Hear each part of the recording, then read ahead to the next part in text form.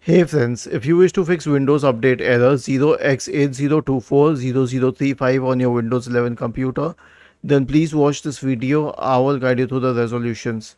So the first solution is as follows. To check the internet connection, go to fast.com in the Windows, on your browser, and hit enter and check the internet connection speed.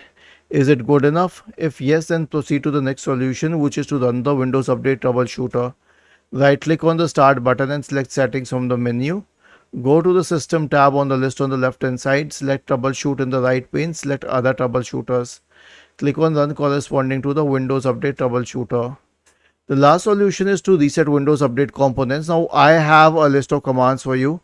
All you need to do is copy these commands, search for command prompt in the Windows search bar, click on run as administrator and paste them. So it will stop the services associated with Windows updates. It will delete the Windows Update profile. It will delete the contents of the software distribution and cat2 folders. It will re-register the DLLs. It will reset WinSock, and finally it will restart the services associated with Windows Update.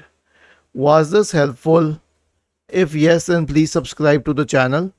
If not, then let us know in the comment section of the video on how we could help you further. Thank you for watching this video and have a nice day.